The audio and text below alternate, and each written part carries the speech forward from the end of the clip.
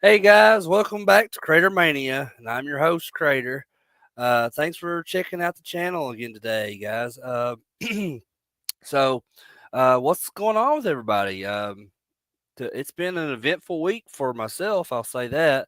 Um, so, aside from watching all these movies that I'm going to be covering tonight on the show, last night was the Royal Rumble. The WWE Royal Rumble, that's right. And if you guys are a wrestling fan, then you can check out my prediction show that I did yesterday before the Rumble.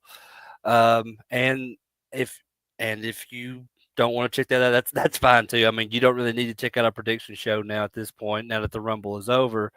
But if you did watch if you did watch the Rumble, and you did watch my prediction show, then you'll know that I got every match correct for that. So I think that's a first for me, that I've ever been able to get the correct outcome in every match on a Royal Rumble event. Um, I mean, some of the results were kind of predictable, I think, uh, except for the men's Rumble, which was, you know, which really shocked me that I actually got that right, because my two picks were Punk and Jey Uso, and I honestly just did not expect Jey Uso to actually win it, but the fact that he did is awesome to me. And I've been looking at Facebook and just on the internet all day today of people's reactions to the Rumble, people's comments, and a lot of people not happy with how the Rumble ended last night with Jey Uso winning. And honestly, man, I couldn't be happier. I think it's awesome. I think it's finally his time. I think he deserves it. A lot of people don't think he deserves it, but to me, he definitely deserves it. Um, and it's his time. It's Yeetamania is running wild now, so to speak. And I've got my Wyatt family, my Bray Wyatt shirt on tonight. Alexa Bliss did return last night in the women's rumble, so maybe she'll have something to do with the Wyatt Six coming up in the coming weeks on WWE. Who knows? But anyway, let's go ahead and get into tonight's show. This one should be a fun one, I think. Because I'm covering 4 different Muppet movies and 2 Bill Murray movies tonight. And a bonus mystery movie. So I had to update the title of this stream a couple nights ago, because there was a movie that me and my wife and my brother-in-law watched, that was not planned for this week, but they wanted to watch it, and I've been wanting to watch it too. So I'll talk about that a little bit later. So we got a total of 7 movies on this stream that I want to be covering this week. And this show is called Muppets and Murray. But with that bonus movie that's going to be, probably should have named it something different, but that's neither here nor there now. So let's go ahead and kick this off. But before I get into the movies, I just wanted to talk a little bit about my love for the Muppets. The Muppets are absolutely one of my favorite things to exist in this world. Um, I share that same amount of love for them with my wife. My son also loves the Muppets. I mean, not as much as me and my wife probably, but I mean, there's always time for him to, get interested in that stuff more and like that more as he gets older. But as I was saying, like me and my wife, we're huge fans. We even have like several Muppet collectibles and stuff like that as decorations in our bedroom. Um, so the Muppets was really one of the first things in my life that I came to love. and really become interested in. And I feel that has only grown in me as I get older. Um, to me, it's like I don't know. It's got to be one of the biggest things ever to exist in pop culture. I feel like that only Muppet fans, that true Muppet fans, will understand this. But the Muppets have this very unique style of like slapstick humor that really doesn't exist anywhere else. Um, I mean, I like some of the jokes and stuff they come up with, and they're dumb. The jokes are dumb, but they're so hilarious, and I feel like that's where my sense of humor was really like established, thanks to and that's thanks to the Muppets and that type of humor. Um, they're kind of like they're like a real life cartoon. If it were possible for like the real world and cartoons to blend together, you would get the Muppets, and they range from all different kinds of species with their characters, from like humans to animals to monsters to even weirdos or whatevers like Gonzo. And I really do just love all the characters and everything about the Muppets. Um, you know, um, what's awesome about that is that it comes off as being targeted towards kids, but a lot of the humor is stuff that only adults would understand sometimes, and the celebrity guests are that were like on the Muppet Show, and that are in the movies as well. Are most time the people that kids may not actually know who they were, depending on the kid's age. Um, Jim Henson was just a groundbreaking genius, um, and I think when he created this universe, he wanted to make something that would be suitable for all ages to enjoy and be able to laugh at. In the Muppet Show, the Muppets are portrayed as like actors, much like any other normal human actor, and the show is formatted like a variety show, which was a popular thing at the time back in the '70s when the Muppet Show started.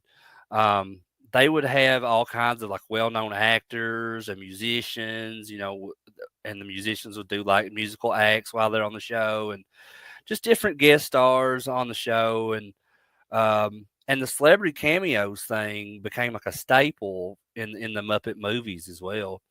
Um, uh, One of the things I love most is when they're breaking the fourth wall, and that trend really kind of began with the Muppet Show, and I think, or at least I think it kind of started with the Muppet Show, but at least that's what made the trend popular, in my opinion.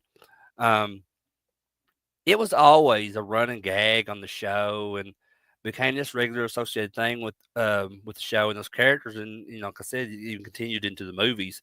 Um, and there's just a lot of like innovative humor like that that they used doing that, and I'll talk a little bit more about that on later.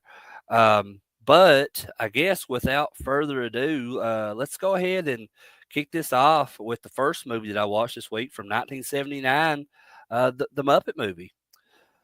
Um, so the Muppet Movie is a classic road trip like musical comedy, and it tells pretty much is telling the origin story of how the Muppets came to be and how they ended up in Hollywood. Um, so the story focuses on Kermit, and it tells the story of how he meets and befriends the other Muppets like Fozzie, Miss Piggy, and Gonzo, and Dr. Teeth, Electric Mayhem, all the others, that would end up becoming a part of the Muppet Show. However, this journey to the Hollywood gets complicated because Doc Hopper, uh, played by Charles Durning, is the owner of a frog leg restaurant called Doc Hopper's French Fried Frog Legs, and and he wants Kermit to be his spokesman, and Kermit refuses. So Doc Hopper and his assistant Max are chasing the Muppets throughout the movie, trying to capture Kermit. Now, when it comes to this movie, um, the main theme is pursuing your dreams, even when you're faced with challenges. And it also shows the importance of friendship and working together. That's a very important theme in the movie as well. Um, now, so I want to talk a little bit about some of the stuff that goes on in this movie. So to start off, like the movie starts off as like a movie within a movie because it starts off with like this back Hollywood like lot where they film movies and all that, and they're having this private screening for the Muppet movie, and like cars are going in and out, and so there's a car going in, and it's Statler and Waldorf, and so they're already like making fun of the movie before it even begins, and like so they tell like the security guy at the beginning like that they're there to see the Muppet movie, and he's like, oh yeah, it's a private screening, and I can't remember if it's Statler or Waldorf. He says private screening, yeah, they're afraid to show it in public, and I always love Statler and Waldorf are two of my favorite characters on the show and in the movies and stuff because they're always heckling the other Muppets and giving them a hard time. Um, so anyway, the movie opens up as the Muppets are in the theater start watching the Muppet movie, and as it begins, as it rolls the credits, the opening credits, it starts off with probably the most popular song um, in all of Muppet history, and that's the Rainbow Connection. So, and then in this, opening number, Kermit is alone in his swamp, and it kind of sets the tone for the whole movie. He's playing his banjo, singing the song, and like I think that really remains as one of the most beloved Muppet moments ever. Um, and like I said, earlier, celebrity guests are always a big part of the Muppet universe, and this movie is filled with cameo appearances from well-known actors and actresses of the time. And I'll talk quite a bit about that, but I guess I could start off by saying that the first cameo we see in this is from Dom DeLuise, where he's playing this Hollywood agent, and he's the one that convinces Kermit to go to Hollywood. Um, so Kermit, he's like takes his advice. Okay, I'm gonna try this. So he leaves out to try to go to Hollywood, and he gets on his bicycle, and he's going down the road, and he says, um, I can't remember what he says, but he's just riding down the road, and then there's a point where he almost gets run over by a steamroller, and this is a joke that me and my wife always say that whenever we see bicycles or something like that, because Kermit, after he gets almost run over by that steamroller, he's like staring at his bike, and he says, "If frogs couldn't hop, I'd be gone with a Schwinn." And I know that's such a super cheesy joke, but I love it. I love everything about the Muppet humor. So moving on, he ends up at this place called the El Slizo Cafe, and this is where he meets Fozzie for the first time. And um, there's a couple different cameos from celebrities in this scene as well. Paul Williams, who does all the music, including Rainbow Connection, he's the pianist in the El Slizo Cafe, and when he introduces Fozzie Bear like Fozzie Bear. Um, but I love Paul Williams. He's also known for like Phantom of the Paradise, and he was in one of the Planet of the Apes movies, and he's wrote music for a lot of different musical acts in the past, and he's a legend. He did a lot of stuff for the Muppets. Yeah, I love Paul Williams. Um, Also in that same scene, so Madeline Kahn, who you may know from like Young Frankenstein, Blazing Saddles, Clue, um, she's at the bar, and Kermit sits down beside her, and they're talking and stuff, and honestly, like her character in this kind of reminds me of her character in Blazing Saddles. It's kind of the same type of personality. But they're talking, and then here comes Telly Savalas, who played in Kojak, and he sits down and he's like talking to him, and he tells Madeline Kahn that she'll get warts from touching Kermit, and Kermit informs him it's just a myth. And this is a kind of a running gag. Well, it happens just a couple of times in the movie, but like um, when Kermit says that it's just a myth, uh, Telly Savalas says, "Yes, but she's my myth," and Kermit says, "No, no, myth, myth," and then Carol Kane uh, just kind of appears in the frame, and she says, "Yes." So, I mean, again, another really dumb joke, but I absolutely love it. And then, like I said, that was kind of a running joke in the movie because Carol Kane shows up again later in the movie when Fozzie and Kermit are going down the road, and they run into Doc Hopper again, and there's like this billboard for his restaurant, and it has this big picture of Kermit, and Doc Hopper tells Kermit like that his operation is expanding just like frogs do, and Kermit again says that's a myth, and Hopper's like a what? And Kermit says myth, myth, and then out from behind the billboard, here's Carol Kane again, and she does the yes, and I don't know, it's just that shit is hilarious to me. I love that type of humor, and that's the last time we see Carol Kane in the movie. I mean, those two times. But I thought, I love Carol Kane. She played on Taxi, and I think it's when a stranger calls. She was in that. And, she's and also in Scrooge with Bill Murray, which we'll be talking about Bill Murray here in a little bit. But yeah, I love Carol Kane. Oh yeah, and she was also in a movie I did last week, Princess Bride. She plays Billy Crystal's wife in that. So yeah. Anyway, moving on. So back at the El Slizo Cafe, when this bar brawl like breaks out at the El Slizo Cafe, it starts to get out of control and start to get out of control and all that. And Fozzie jumps behind the bar and dresses up as this bartender and says, "Okay, boys, drinks are on the house." And like all the customers like, yeah, they cheer and they run out of the place. And then like we get to the outside and we cuts to the roof, and all the people that were in the bar are of the uh on top of the building now, and they're like, "Where's all the drinks at?" Again, like really dumb humor. And there's going to be a lot of that, guys. Like but if you don't like type of humor, this may not be your thing. But if you do and you love the Muppets, then you know that there's going to be a lot of that kind of dumb humor in this. Um, so moving right along, as Kermit and Fozzie would sing, um, they're going down the road, after they leave the El Slizo Cafe and everything, and Kermit tells there's a part where Kermit tells Fozzie to turn left at the fork in the road, and then you see the car drive past a literal huge fork sticking in the road.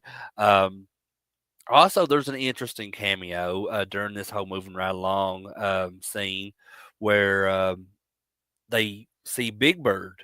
He's walking on the side of the road, and Fozzie's like, "Hey, do you want a lift?" And Big Bird's like, "Oh no, thanks. I'm on my way to New York City to try to break into public television."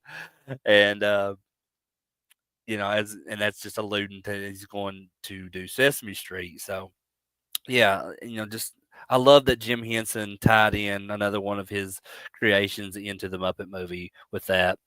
Um, and then going on past all that, there is a part where Fozzie and Kermit they enter this old church to see the Electric Mayhem. They're like jamming out, and then when they peek in, they're like, "They don't look like Presbyterians to me."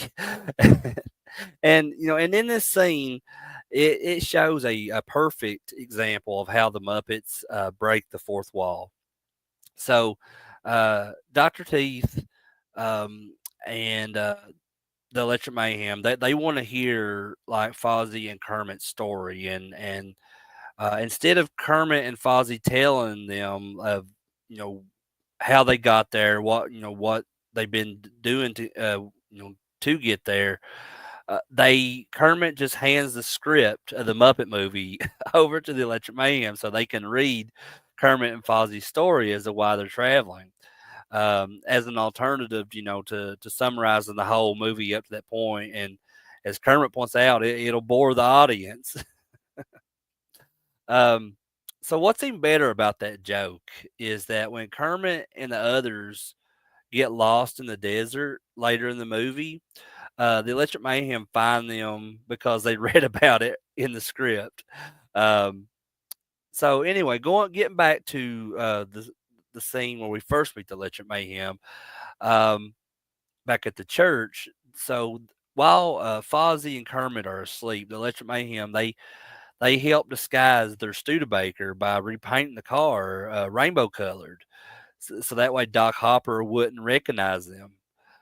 But literally seconds later, after they leave in the now rainbow colored Studebaker, that whole scheme just falls flat because um, coming down the road is Doc Hopper and Max, and then up ahead, coming on their left is Kermit and Fozzie, and Doc Hopper says, "Max, find me a frog and a bear and a tan Studebaker." And Max says, "Gee, Doc, all I see is a frog and a bear and a rainbow colored Studebaker." Oh man, it's the little things like that get me. And Kermit and Fozzie, after beyond this, after they finally get away from Doc Hopper again, they finally meet Gonzo on the highway as he's about to crash right into him, and he's in like his plumbing truck and stuff. And right as they're about to crash into one another, like Gonzo and his truck disappear, and so you're like, "What? Where'd he go?" And then here's Gonzo. He's like, he appears on their windshield, and then it like zooms out, and then Gonzo's truck had flipped upside down on top of the Studebaker. Um, so as uh, so beyond this, after they have befriended Gonzo and everything, Gonzo and Fozzie and Kermit, they're all talking in the car, and Fozzie and Kermit are like, we're going to Hollywood to pursue our dream. It's our dream to be in Hollywood. And Gonzo was like, I always wanted to go to Bombay, India, to become a movie star. And Fozzie's like, what does he say? You don't go to Bombay to become a movie star. You go where we're going, Hollywood. And Gonzo's like, sure, if you want to do it the easy way. Um, so after this, they end up at this used car lot that's owned by Madman Mooney, who's played by Milton Berle, and also the Muppet Sweetums works there. So they're trying to trade out the Studebaker for another car, and Milton Berle tells them that he'll give them $12 for the Studebaker as a trade in towards any of the sticker price amounts on the cars that's in his lot. So there's this car that's priced at $1,195, and Sweetums is standing there, and there's this like fly or something flying around, and Sweetums like swats it at, right on top of the sticker of the car, and it make the fly ends up kind of looking like a decimal, and it looks like the price is now $11.95, and Kermit's like, we'll take that one, and Gonzo's like, you owe us a nickel, um, and there's also a running gag. Involving Sweetums that starts here.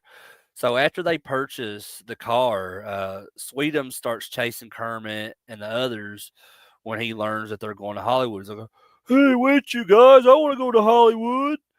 Um, and and Sweetums is one of my absolute favorite Muppet characters that there is. So, and he was played by Jim Henson's son, Brian Henson.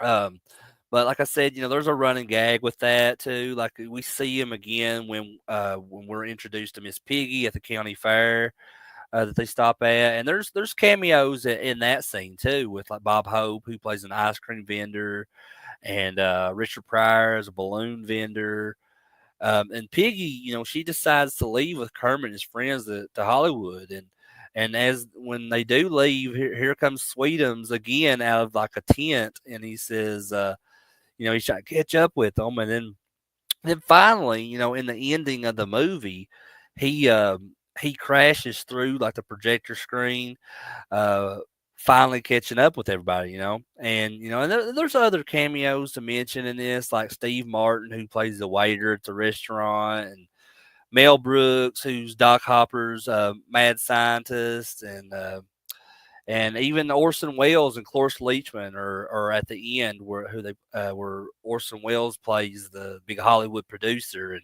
Cloris Leachman is his secretary. Um, and and like I started kind of like almost describing the whole movie there, but I had to stop myself and I need to just kind of summarize this because, like I said, I love the Muppets so much, and once I start kind of get talking about them, I can get out of hand sometimes, and I'll describe everything about the Muppet movies or the characters or whatever.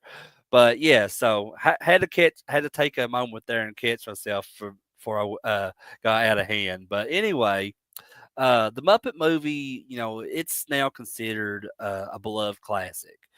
I think it helped to solidify the Muppets' popularity, and has cemented their place in pop culture. The movie's humor and its music and the story are just still beloved by people of all ages today. Um, so if you're looking for a fun, like family friendly movie with catchy songs and a hilarious story, the Muppet Movie is a great choice. I know it's my wife's favorite of all of the Muppet movies, and I don't really have a favorite. I mean, if I had to choose a favorite, well, I'll get to that later. Um, but um, but yeah, I do think that this is probably my wife's favorite movie of all the Muppet movies. And it's definitely probably the best made one out of them all. Um, and and it's up there. It's probably one of my you know definitely top favorite Muppet movies. But I don't know. We'll get to that in just a little bit. We'll talk about what's probably my favorite Muppet movie. Um, so the next one on my list. Well, before I get in that, actually, let me go ahead and just check out what people are talking about in the chat. Um, my wife Candace is actually in here. So she says the Muppet movie is one of my favorite films of all time. Oh yeah, I'm aware of that. It's probably up there as one of my favorites too. I mean, like I said, the Muppets mean so much to me and my wife both. It's one of the biggest things to really kind of like shape me as a person growing up because I feel like it was one of the earliest things for me, that I really garnered interest in. Um, Candace also says one of the many wonderful things that made me fall in love with you was your love of the Muppets. Cheesy to some, but true. Well, that's an important thing to me. Yeah, well, it's an important thing to me too because, like I said, not just the Muppets, but all of Jim Henson's work is really means a lot to me. And you know, I know not everybody that's not their thing, but for me and Candace, that's our thing. Um, Candace says she loves Sweetums and she loved Milton Berle as the sleazy car salesman. Yeah, old Madman Mooney. But he Kermit and the gang took him for what all he was worth in that movie, at least. Oh, hey Tom, I'm glad to see you in here tonight, Tom. Said you've never seen them up. Well, I mean, like I said, some people love it, some people it's not for them. But I feel like it's a really well made movie, and it's a very important part of pop culture. Because there's a lot of celebrities that are involved in this who were big at the time in the '70s when this came out. Um, so yeah, I mean, I just like I said, I feel like the Muppets is like kind of their own really unique thing. Um, in this world, and there's really nothing else like them. So I guess I could go ahead and move on to the next movie that I watched this week, which is the second Muppets movie that was released, and that's the Great Muppet Caper that came out in 1981. And out of all of the Muppet movies, this is the one that makes me laugh the most. I think this one has the best jokes out of any of the Muppet movies. It's some of the humor is kind of bizarre, but that's something that really fits me that I really like. Oh, hey, Greg, good to see you. Hi, all. Hope all is well. Yeah, definitely. Glad to have you in here again tonight, Greg. Appreciate you, man. Um, but yeah, like I said, I love all of the Muppet movies, and it's always hard for me to rank them because they all kind of feel equal to me in some way or another. But if I had to choose one that was the funniest, it'd definitely be this one because there's just so many random things going on in this one. It's so ridiculously hilarious.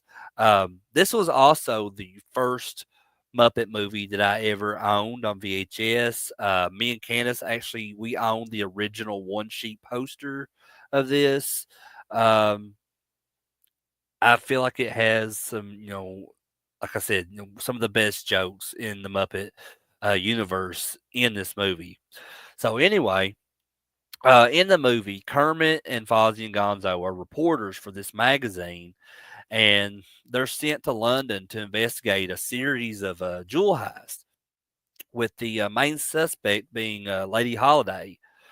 Um, Upon arriving in London, they check themselves into the Happiness Hotel, where they encounter several other Muppet characters, who are staying there. And at this same time that they're arriving in London, Miss Piggy arrives in London, and she's eager to become like Lady Holiday's new model. Then, as always, Muppet mayhem starts to ensue in the most ridiculous ways. So anyway, the way that this movie starts is really cool. I always love how this one starts. So the very first thing you see is a parody of the MGM lion logo that would be at a lot of beginning of movies. But instead of the lion, it's animal. And who's like, kind of making random noises and roars and stuff. And then he starts eating all the framework around him. Um, and that was always one of my like most memorable parts because like I thought that definitely fit Jim Henson's sense of humor to like take something that was well known and placed in front of a lot of movies and just kind of take and make a parody of it with his own character.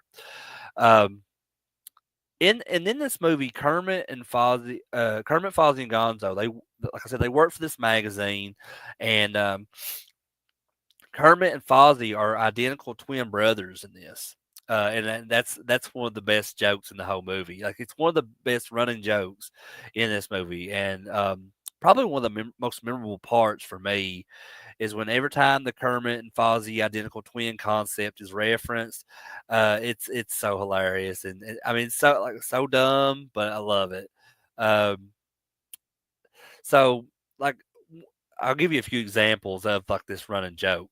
Uh, their boss at the start of the movie is implying like the stupidity of when they tell him that they're like identical twins. Um, he's just like marveling at the whole like stupidity of this, and then mere seconds later, after like Kermit's like, "Oh well, that's because he doesn't have his hat on," and like Fozzie puts his hat back on because Kermit is wearing like a hat like Fozzie's as well in this scene, and then the boss is like, "Oh yeah," it's like, and then he can't tell them apart at that point. Um, and then after that, like, so there's this, and this is really hilarious how they made up um, a unique Muppet just for this part in the movie that had never been seen any other time and the Muppet stuff. But after like he like sees like, oh yeah, and knows it and can't tell them apart. Um, he pulls out this picture like out of his desk, and it's a photo of him, the boss, and Kermit and Fozzie's dad, which is this really odd looking bear frog hybrid. Um, and oh, hey Dana, thanks for being in here tonight, Dana. I haven't talked to you in a little bit. I know you and Candace have been talking lately, but I haven't got to talk to you myself in a bit. So glad to see you in here tonight. And Candace says she loves the poster art for the Great Muppet Caper. I do too, and that's probably my favorite poster art too. Out of all of the Muppet posters, is the Great Muppet Caper one, where it's like it looks like a newspaper or something, and like all the Muppets are bursting through the newspaper. Um, I really love that poster a lot. And like I said, we got that one sheet, original one sheet of it, and I would like to get that like professionally framed because that thing is like mint. It looks good. I mean, there's really no flaws on that thing. And yeah, it's probably one of my favorite posters. Um, but moving on, later in the movie, before Kermit and Piggy's date, there's another like one of the examples of this running joke of the identical twins, where when Kermit's getting himself ready and everything for his date with Piggy, Fozzie then looks at himself in the mirror standing beside Kermit, and he can't tell which one of them is which. Uh, and then and then later in the movie, and then there's another part, and this is I really like this one too. Uh, Later in the movie, when Kermit is like by himself at the park, there's this little girl that points and says, "Look, there's a bear," but her dad then says, "No, that's a frog. Bears wear hats." Oh man. Um, so in that same scene, where when Kermit is at the park, um, and he's sitting on the bench, Peter Falk actually has a cameo, and where he's kind of playing his like Columbo character in that scene because he just kind of comes out of nowhere and he sits down beside Kermit and he starts. He looks at Kermit and he's like he said, "I can tell you your whole story just by looking at you."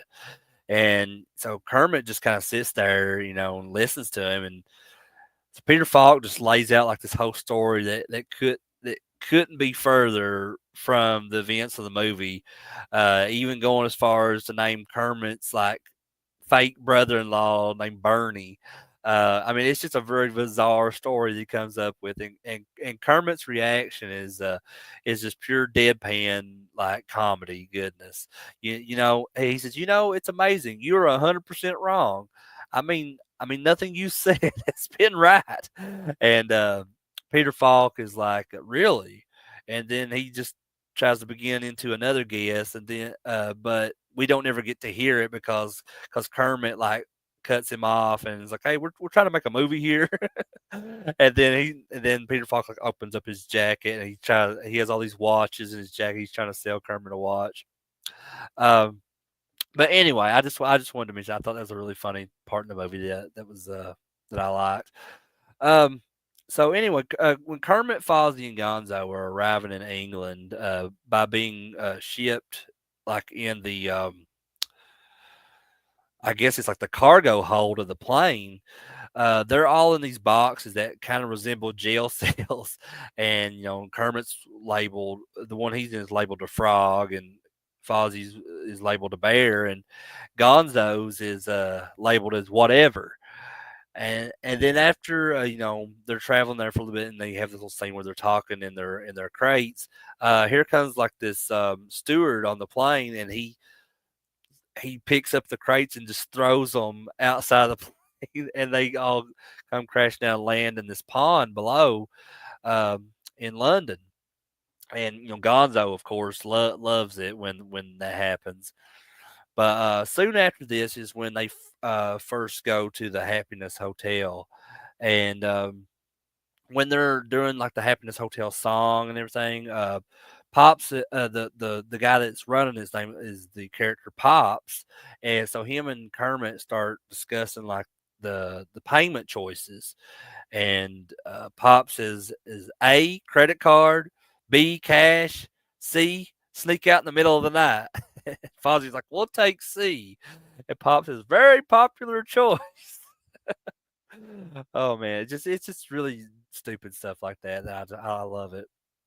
So after the scene where Kermit meets Piggy, thinking that she's Lady Holiday, they make a date with one another, and Kermit and Fozzie and Gonzo they after Kermit makes his date with Piggy, they all head back to the Happiness Hotel. So um when they're trying to go back, they're trying to hail a cab. So Gonzo's uh gets the cab to stop for him by throwing himself out down the middle of the street right in front of the cab, and that's one of my favorite parts of the entire movie. Because Gonzo is my favorite Muppet, and just I felt like some of the best humor from the Muppets always came from Gonzo, and like I said, that's probably the funniest part in the whole movie to me, is when he throws himself out in the cab, in the road in front of the cab.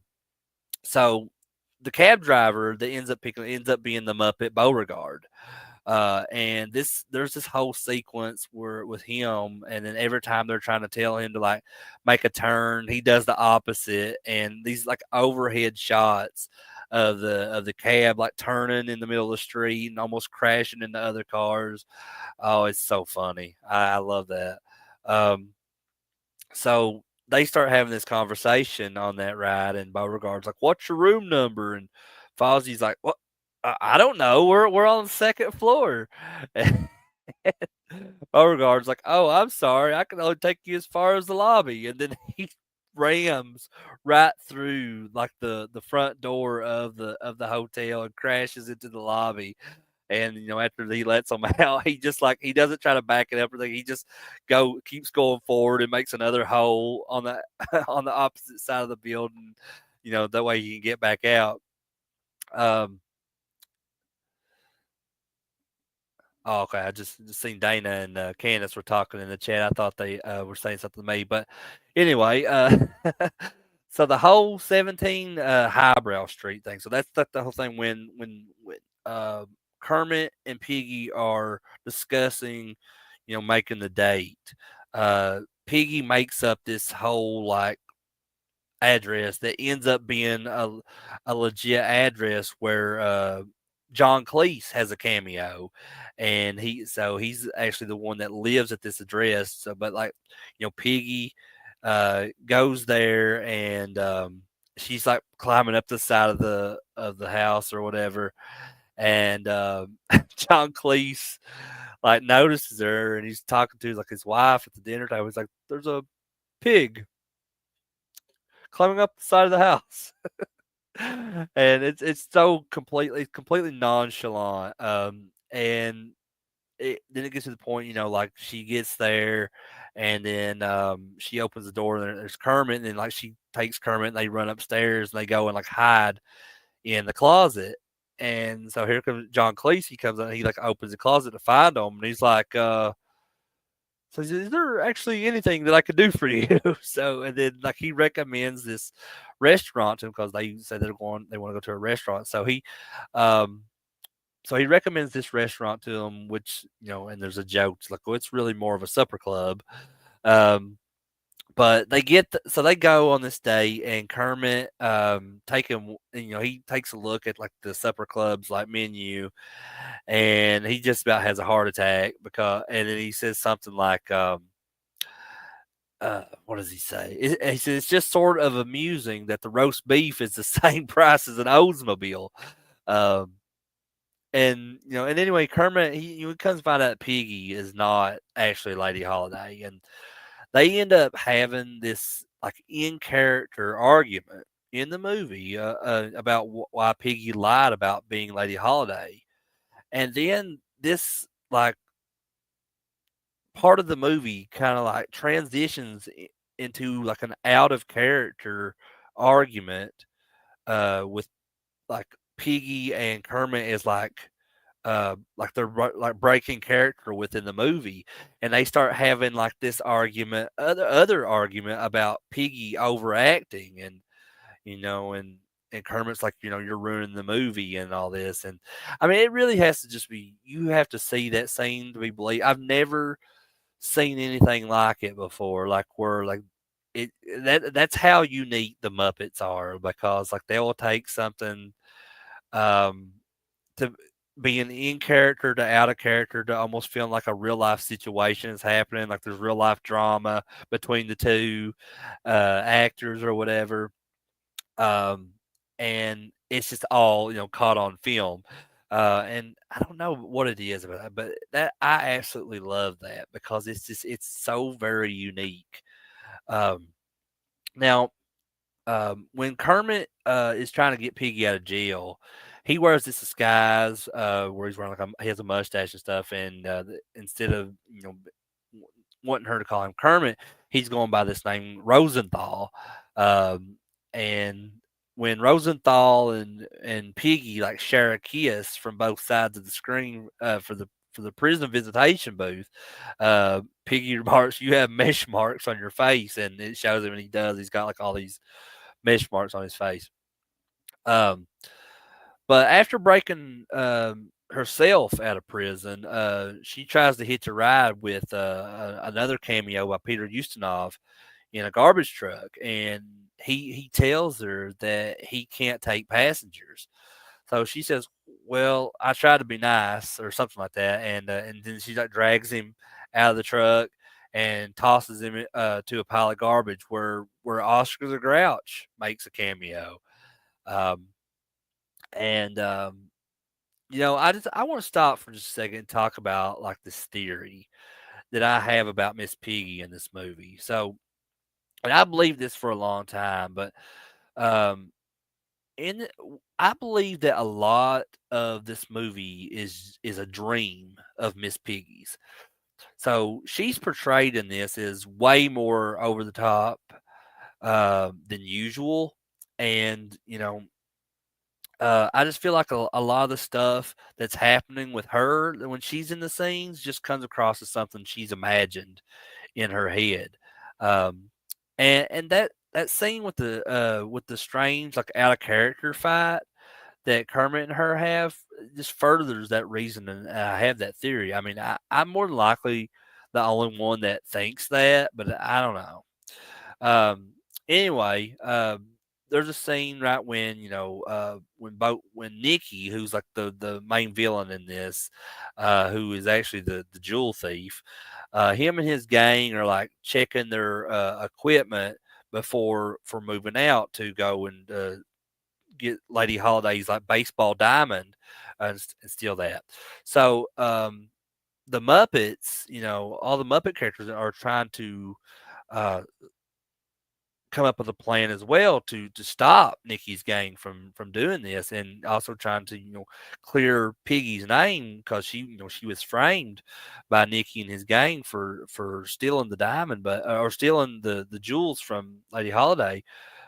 Um, but anyway, like I said, as like Nikki's gang are checking their equipment, it's all like the usual stuff.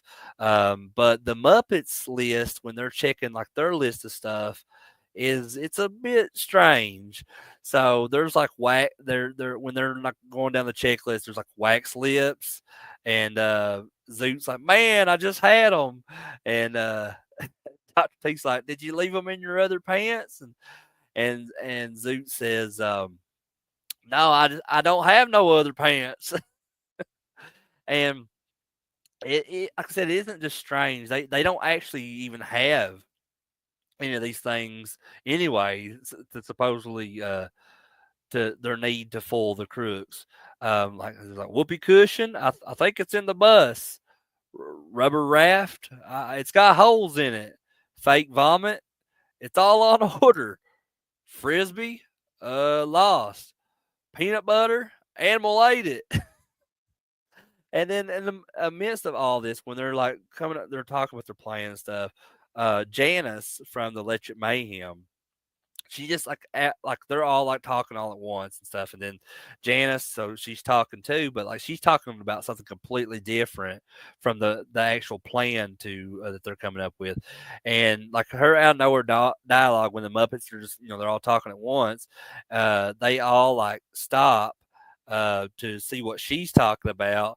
And she says, "So I said, look, mother, it's my life, okay? So if I want to live on a beach and walk around naked, And then she like stops and realizes that the other Muppets have like stopped talking now, and are all staring at her. Um, and there's another scene like that with Janice in the next movie I'll talk about. So, but building on that, the Muppets actually attempting to break into the Mallory Gallery's front gate is hilarious. Um, so they decide that they all have to have disguises. So when they're sneaking into the museum, the Muppets are every one of them are wearing Groucho Marx glasses for disguises. And when Kermit is trying to get Rolf to hand him a blowtorch, and Rolf says, "Who said anything about a blowtorch?" And New Zealand chimes in and says, "I got some paper towels." And that line from New Zealand comes into play later when the Muppets have to lower themselves into the baseball diamond showroom from the roof. Kermit says something that like they'll need to make a ladder, and here comes New Zealand again. And he silently brings back the paper towels to help build a ladder. Um, and just the entire scene where the Muppets and Nikki's gang begin to play this impromptu baseball game with the baseball diamond, it's so hilarious. And then in the end, Nikki and his gang are fooled by Piggy as she comes to the rescue because she gets this motorcycle and she like breaks through there and takes them down. And the cops arrive and arrest Nicky and his gang. And Piggy's name is cleared. Um, and then at the end of the movie, the Muppets all are flying back to America together.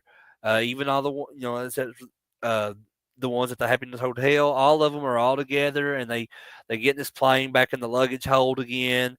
And then, just like at the beginning of the movie, here comes the flight steward and throws them all out of the plane. And that's it. The credits roll, and that's how it ends. And if you've never seen The Great Muppet Caper, it's definitely one that you have to see to believe. Like I said, that I feel like this one out of all the Muppet movies has the best jokes. Um, it's definitely up there as one of my top favorites. But we still not made it to my favorite Muppet movie yet, but we will get there. But again, I want to thank you guys for being here tonight, for just checking out this stream once again. This is something that it's very new to me, this whole YouTube thing, and I'm still trying to figure a lot of it out. And just appreciate you guys taking the time to check this stream out, all these things that I've been doing, um, and yeah, it's something I look forward to every week. Uh, but anyway, I guess moving on to the next movie that I watched this week. Let's see here. So it is going to be the third Muppet movie to come out, and this was in from 1984, directed by Frank Oz, and that's the Muppets Take Manhattan. Um, in this movie, Kermit and the gang have graduated from college. And well, before I get into it, I just love how like all these Muppet movies, like all their stories for each movie, don't have anything to do with the previous film. Um, they almost all seem like extended Muppet show skits or something because it's like they're playing different characters within each movie. Aside from the first movie, which was supposed to be the origin story of how they all met. Um, But anyway, in this movie, Kermit and the gang, they've graduated from college and they're headed to New York City to turn their musical Manhattan Melodies into a Broadway hit. Um, Now they quickly discover that the Big Apple isn't so easy to conquer. They face rejection and financial troubles, and there's even a point where they kind of start to give up on that dream and they get separated, and several of the Muppets go in their separate directions and to different places across the United States. um you know but Kermit he's not ready to give up yet, so So he stays there in New York, and he's struggling to make this dream a reality. Um, um, and there's this like particularly like tricky situation that arises later in the movie with Kermit, where he gets hit by like a car, like a taxi cab or something, and he gets amnesia and he forgets who he is, just leading him to live a completely different life. Um,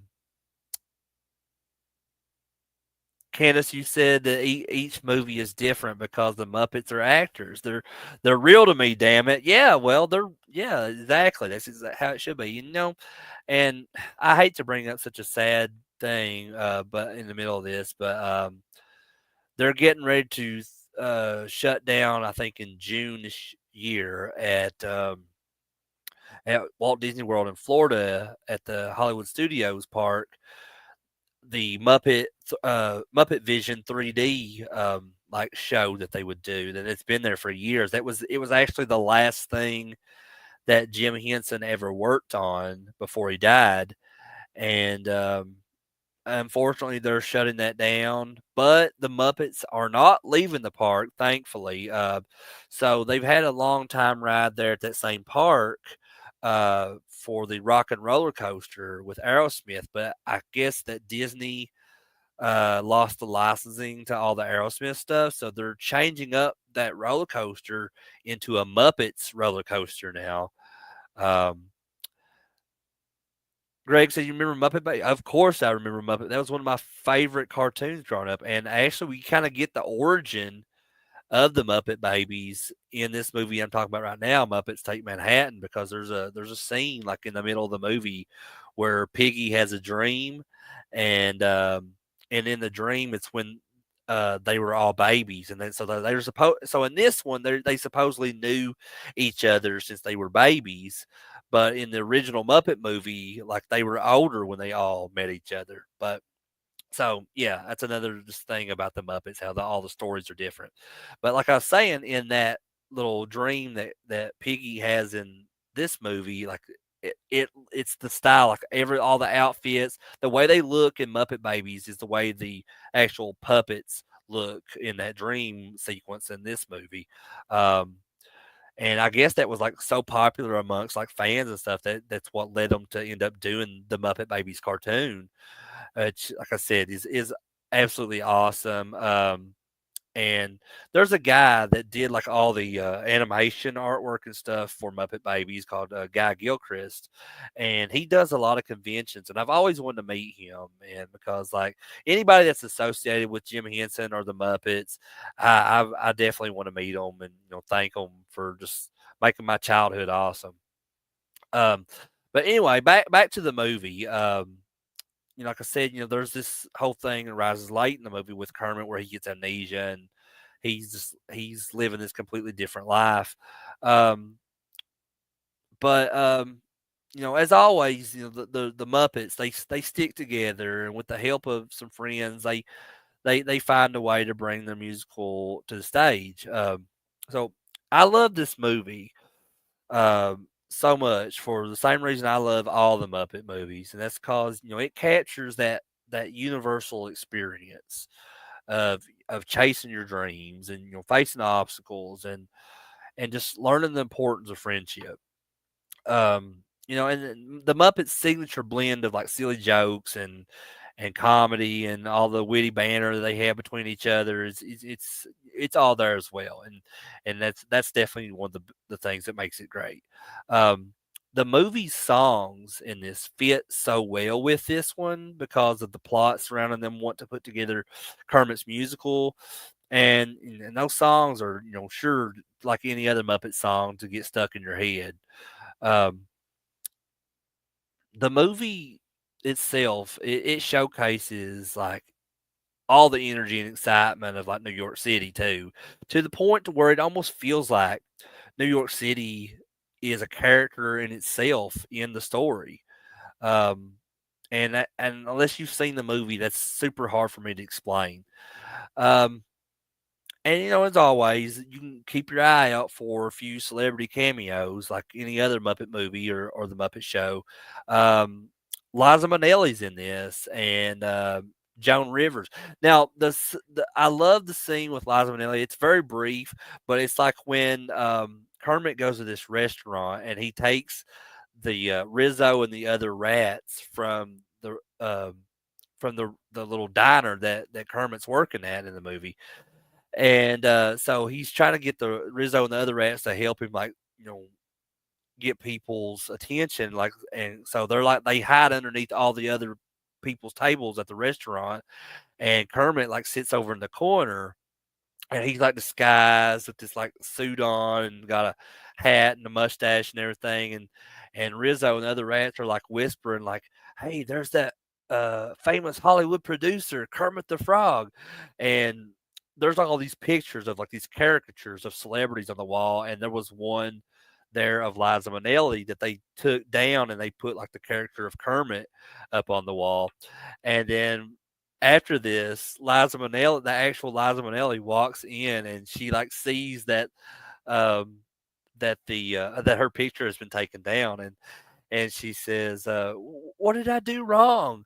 You're turning on me for a frog," and, and I've I don't know a lot of stuff with Liza Minnelli, but like whenever like I hear her name, like that's always the first thing I think of is that scene in Muppets Take Manhattan. Um, let's see what's going on here in the chat.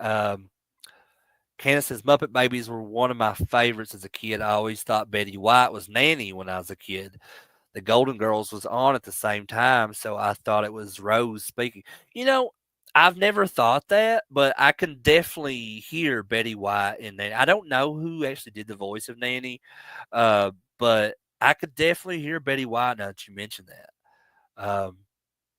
Oh, so and Candace says, little did I know it was Beaver's mom from Leave It to Beaver, Barbara Billingsley. Oh, well, that's interesting. I never knew that. Um, and my father-in-law, um, he loved Leave It to Beaver and all those old shows from that time. So yeah. Oh, and here's a guy that I haven't talked to in a long time. Actually, a guy I went to high school with. Daniel Ratliff is in the chat tonight. Says, "Yeah, bro, I met Guy at the Lexington Comic Con. Oh, that's cool. I'm actually going to Lexington Comic Con this year. They got some people announced so far that like Sting is going to be there, and this is the last year that Sting is going to be appearing in like full makeup and gear at conventions. I've met him before, but he was actually out of makeup and gear when me and Candace met him years ago. But I got to meet him, before he stops doing the makeup thing. Now, Sting's my favorite wrestler of all time. Also, the Hardy Boys are going to be there from wrestling, and Trish Stratus and Lita, and David Hayter is one of the guys I really want because he was in a movie I loved growing up, a sci-fi movie called The Guyver 2: Dark Hero, and who else is going to be there? Oh, and also David Hayter. He did the voice of Solid Snake in the Metal Gear Solid games. So yeah, and there's several other people who are going to be there, but I got to kind of like watch my balance on how much I spend at that convention because stuff is kind of expensive at conventions nowadays. Um, Daniel also says, so I'm so old. I remember McDonald's, so Muppets, Kermit, Miss Piggy, and Fozzie. Yeah, yeah. I actually still have some of my Happy Meal toys from when I was a kid of the Muppets and stuff from McDonald's. Um, but anyway, moving on. I guess I should getting back to the movie. Um, like I said, like there's all these really awesome scenes in the Muppet movies. And in this one, I guess I could discuss some of my favorite scenes. There's a part where Kermit, he begs Pete, the diner owner, for a job, but he's already got Rizzo and these other rats working for him, and he wonders what's next. Um, and then there are these penguins come in, and they're asking for a job too. And Pete's like, "Rats want job, frog want job. What next? Penguins?" And then like I said, the penguin comes in. He says, "Do you have any jobs available?" And Pete and Kermit the rats all simultaneously say no. And the penguin's like, "Well, excuse us for living." and it's just it's that again that stupid humor, but I absolutely love it. Um, and then later on, there's a part when Piggy starts working at the diner too, after her and Kermit meet back up again, and so she starts working there, and the owner again, Pete, he's like, "This is no coffee shop, this is zoo." And before, like, there's a scene before Piggy and Kermit meet up again, and she's kind of still like in hiding there within New York City, but Kermit doesn't know it, and so she's just been watching him, keeping an eye on him, make sure he's okay and stuff. And also because she's in love with him or whatever. But there's a part when she's watching Kermit, and like she's hiding behind all this like these steel bars and stuff in this construction, and all these like human construction workers come up behind her and they're like catcalling her and like saying, pretty in purple, ooh baby, and stuff like that. And and then like Jenny, who is Pete's daughter, that works at the diner with Kermit. They're spending all the time together at this time in the movie, and but they're just friends. But Piggy doesn't think that, so she gets jealous, and this causes her to like kind of like lose her mind, and she takes one of those metal poles and like bends it in half, and she starts beating like this trash can with one of those poles, and she's just screaming the whole time. And those construction workers are like, "Oh crap!" And they just like immediately like, "Well, we got to get back to work." Yeah, but as I was saying, like the other Muppets though, like Fozzie and Gonzo and all of them, they towards the beginning of the movie, since they were getting rejected and nobody was taking on their musical, they just went their separate ways and they went to different parts of the country. Like Fozzie, he goes to Maine and he lives in this cave with these other bears. And Gonzo goes and like does his own little circus stunt show somewhere. Um, Scooter actually ends up going to Ohio, and he's working in like this movie theater showing this 3D movie called Attack of the Killer Fish. Um, and when he's working there, the Swedish chef is also working there at the concessions, and like so he's like it shows him back there fooling with the popcorn and all that. Um, but New Zealand, it doesn't work there, but he comes in to like watch the movie Attack of the Killer. And if you know New Zealand, he's the character that has like the fish that he throws the boomerang fish. So he goes in there to watch the movie, and like Scooter follows him because he sees New Zealand going in there with all these fish in his arms, and he's like, sir, can I help you? He goes, no, I've seen this movie 50 times already. And it gets to the point to like where you hear like the audio from the movie, like where these killer fish are getting ready to attack. And it's a 3D movie. So New Zealand starts throwing all these fish that, they're boomerang fish. So they when he throws them, they fly back towards him. And so when he throws them towards the screen, they come flying back at all the people in the theater watching the movie, so they think that they're actually being attacked by killer fish. Um, and Rolf, who's everybody knows Rolf from the Muppets. He's the dog character. Well, he ends up working at this doggy daycare where of course he himself is a dog, but he's taking care of these other dogs. Um, and soon after all of this, after the group gets back together, and they proceed to catch up and talk over each other and stuff, and um, Miss Piggy, she finally whistles to get them to shut up and focus on Kermit being missing, because at this point in the movie, this is when Kermit got hit by the taxi cab and he gets amnesia, so he starts living this other life. So, and he's forgot all about all his friends and all that. So they get them back together, when Miss Piggy gets everybody back together, and they start looking for Kermit. They're trying to after they're saying hello, they're, yeah, it's good to see you again, all that stuff. Um, like I said, Miss Piggy stops them, but like Janice keeps talking, and and like talked about that scene with Janice in Great Muppet Caper. There's another one just like this here in this scene. So she keeps on talking, and she says something like, "So I said to him, 'Look, buddy, I don't take my clothes off for anyone, even if it is artistic.'"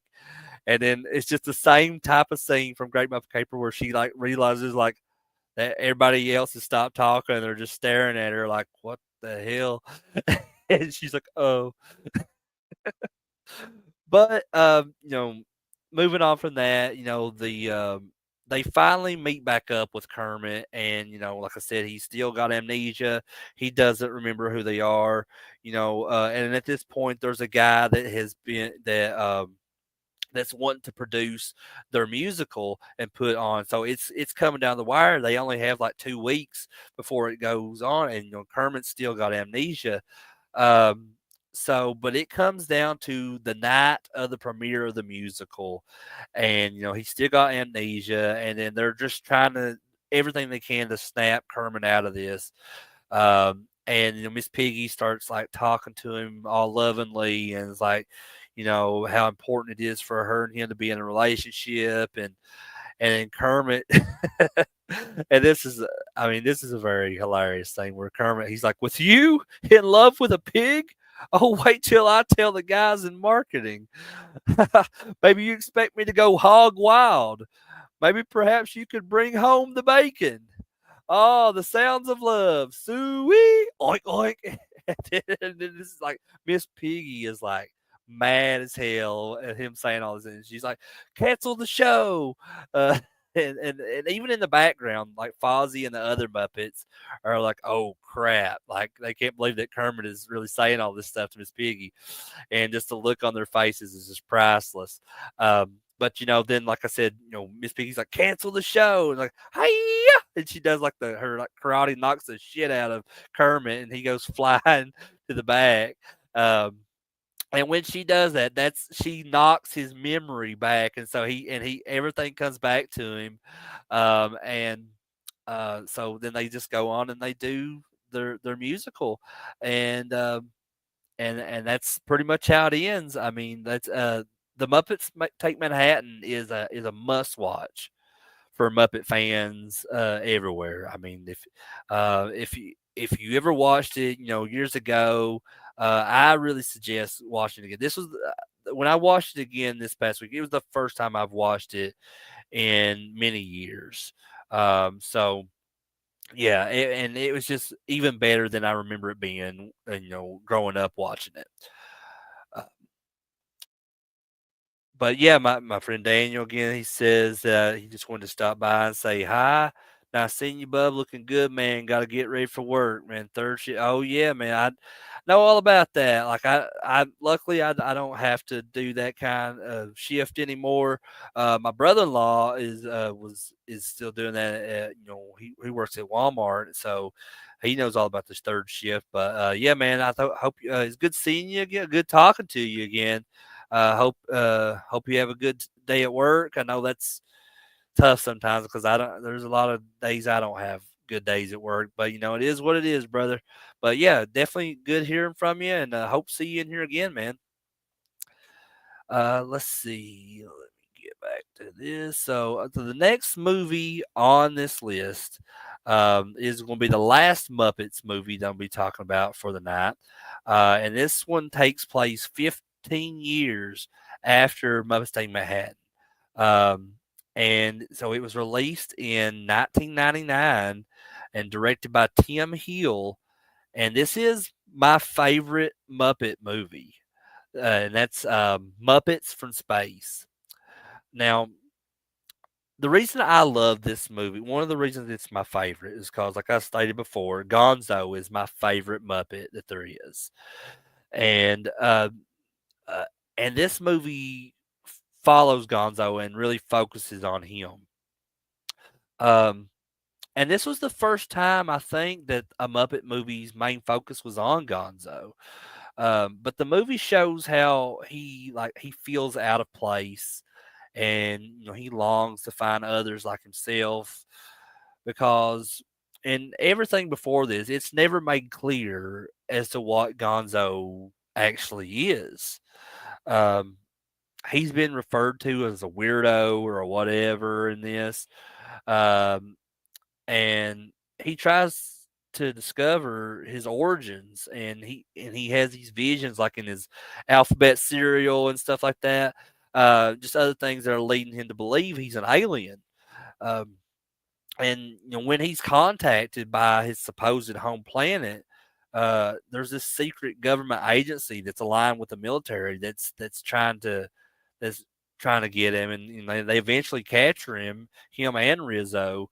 Um, and because Rizzo ends up getting put in like this government lab with all these other like lab rats, so it's up to this point to for the other Muppets to rescue Gonzo and Rizzo. And this is one of the very few Muppet movies where Kermit is not featured very much throughout the movie, but I feel that was kind of a good move because there's so many of the Muppet characters that have these like unique personalities and they deserve to be featured in more starring roles in the movies. And by focusing on Gonzo in this one, I think it shows that it truly works when they're putting movies on like that. Um, but Muppets from Space is just a fun and crazy adventure with plenty of that classic Muppet humor, and as always, it features a lot of celebrity cameos as well, including in this one we have Hollywood Hulk Hogan, um, David Arquette, Ray Liotta's in it, Rob Schneider, and there's a few others as well. Jeffrey Tamborin's in it. He's like one of the main villains in it. Um, now, Kathy Griffin is another where she plays this security guard who gets chased by Animal because Animal is always chasing after women like woman, woman. Animal is like another one of my top favorite. Like I would say top three for me is Gonzo, Sweetums, and Animal. Those are definitely my top three Muppets. Um, but later when like Kathy Griffin and Animal reappear, there's a strange turn of events because Kathy Griffin's character has now fell in love with Animal, and he's trying to get away from her.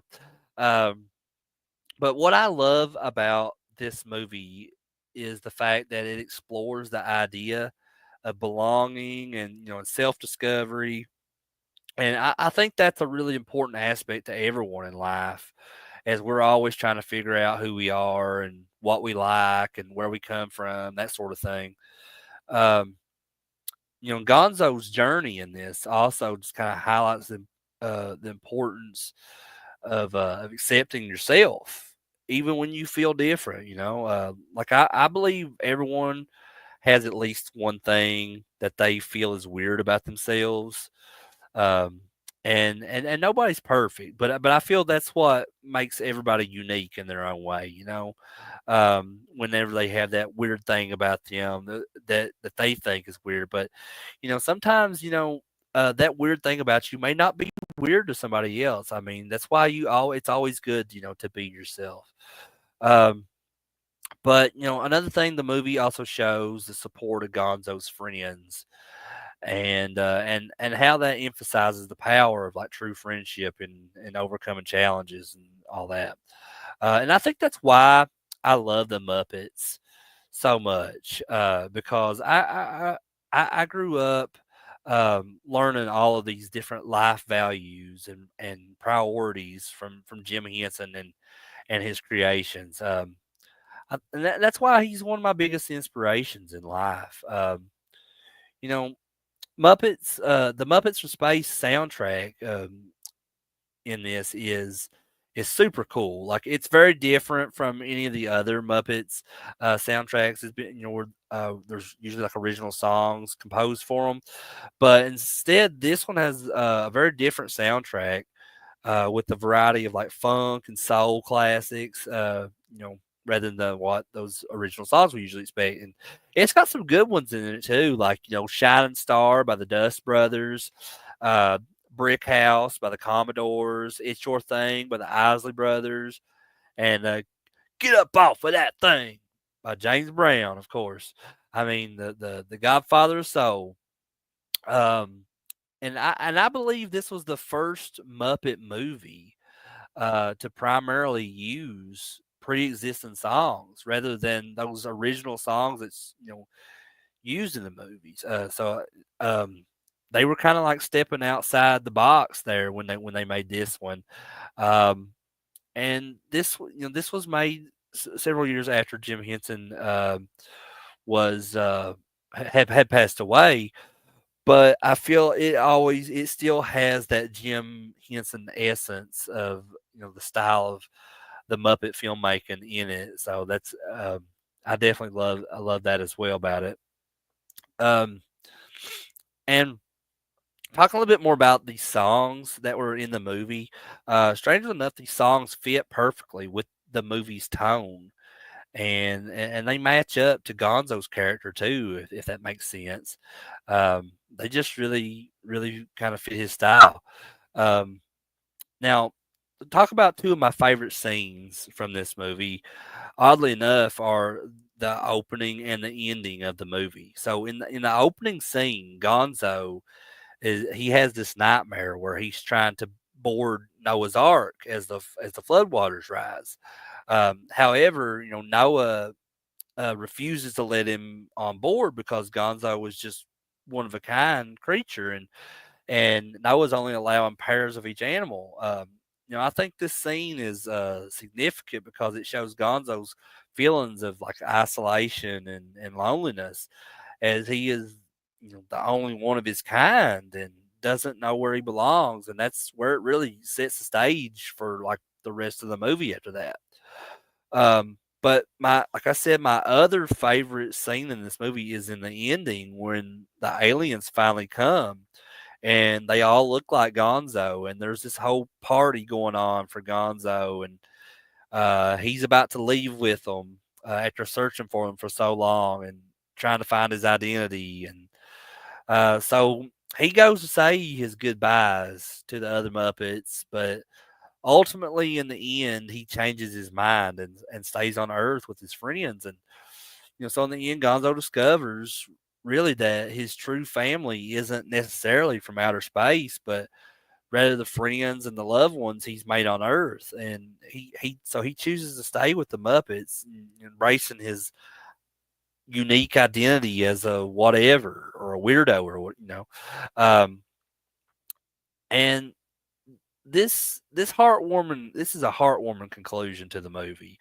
It emphasizes again in the importance of friendship and acceptance and finding your place in the universe. Even if you're a one of a kind creature with a mysterious past like Gonzo.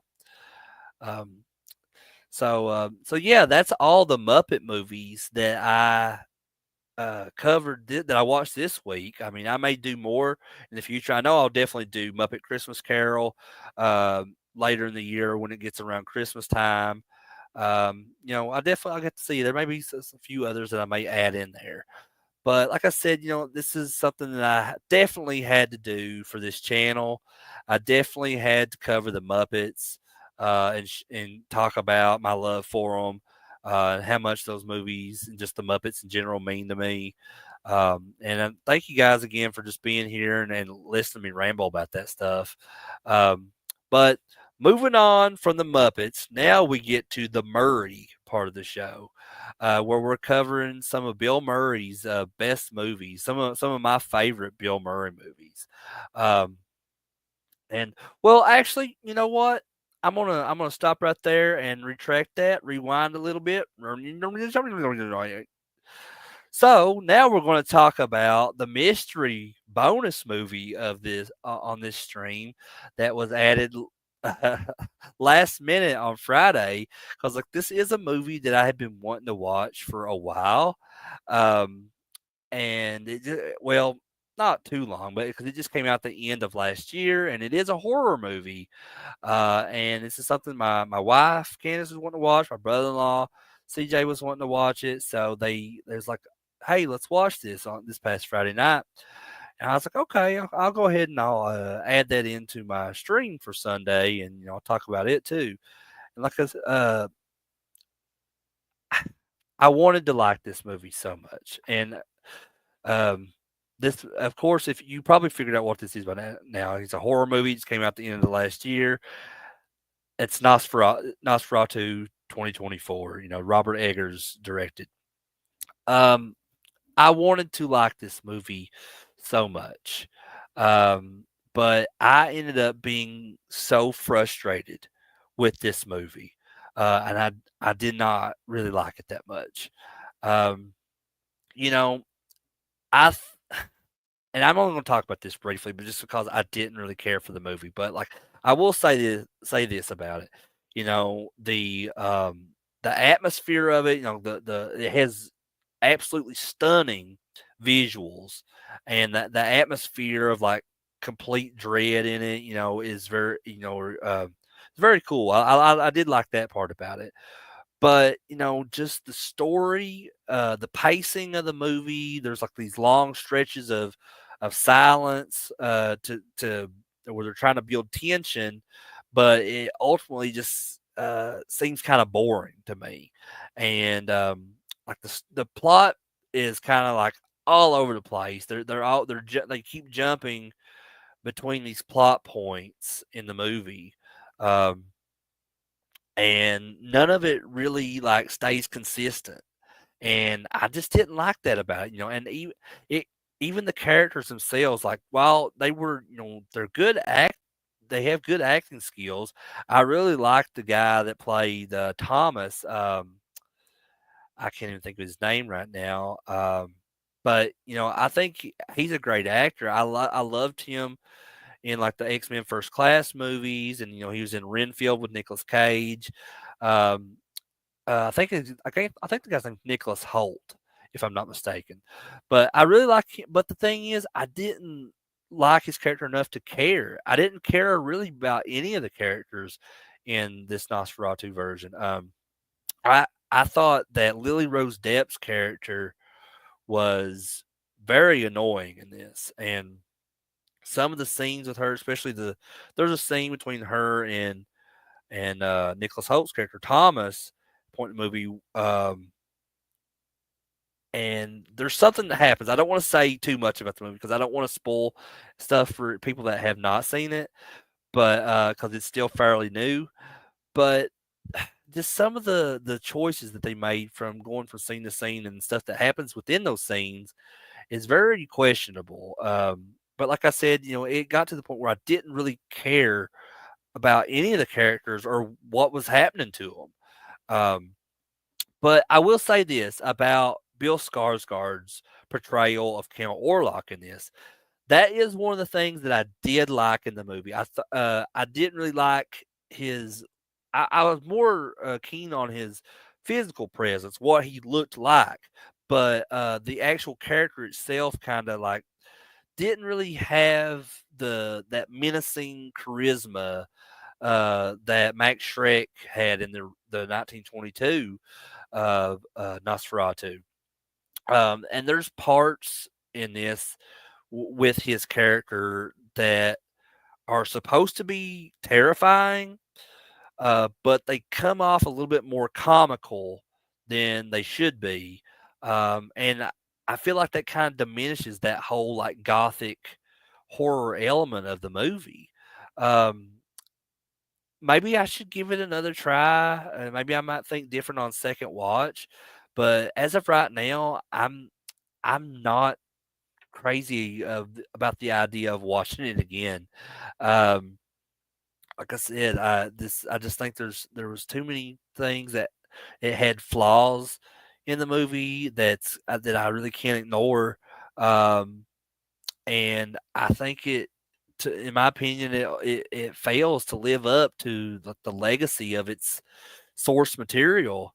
Um, so yeah, sadly to say, I was disappointed with the new Nosferatu. Like I said, I really liked what I seen in the trailers and all the stuff that was leading up to the release of the movie. But that happens sometimes. Sometimes a movie gets hyped up a whole bunch, and when it comes out and you see it, it's not everything you wanted it to be. Um, and it's just it's hard for these types of movies to work nowadays. Like I can see you like when the original came out, when the silent film era, 1922, it definitely worked for that time period. Um, all those Universal monster movies that I love.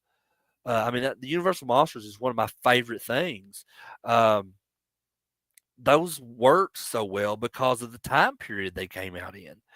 Now, if those movies were released today, which they just came out with this new Wolfman movie, which I've not seen it yet either, but I feel I've heard from a lot of people that I trust their judgment when it comes to films, that it falls pretty flat. And they did that several years ago with the Tom Cruise Mummy movie, and I just think that those films that were originally put out during the Universal Monsters era, those are classics. They'll always be classics because of the time that they came out in. But if you try to make those films nowadays, they just, for some reason, they don't work. And um, I think they should just leave well enough alone and not make any more of those types of movies. Um, but it is what it is. That's just my opinion, and I'm sure there's other people that out there that think differently. Um, but let me see what's going on. So Dana said that she felt the same way. Pretty much, she didn't like Lily Rose Depp's character at all. Yeah, like she just came off as super annoying to me, and I did not care for her. So anyway, now we can move on to the second part of the show, the Murray part of the show. Um, like I said, and I watched some of my favorite Bill Murray movies this week as just to end out January. I felt that was a good end to the first month of this channel of watching these movies. So altogether, I watched about 58 movies, 58, 59 movies um, this this month of January. So I think that's a pretty good start to this whole 500 movies in 2025 project that I'm doing this year. And like I said, so I watched a few Bill Murray movies. I love Bill Murray. He's one of my favorite comedy actors of all time. Um, so I said, if I'm going to do two Bill Murray movies for this week, um, I'm going to pick the two of the best ones that I've always loved. And this first one I'm talking about is actually my favorite Bill Murray movie, even over Ghostbusters, because I already did Ghostbusters the first week of this on this channel, um, but this is my favorite Bill Murray movie now, and it's Stripes. So Stripes is this comedy about a down on his luck guy who impulsively like joins the army. He drags his best friend along for the ride. They end up in this like platoon of misfits and just hilariously bumbling their way through basic training. And despite their incompetence, they're chosen for this like secret mission later in the movie to Italy, where they use like their strange tactics and all this their comedic antics to save the day.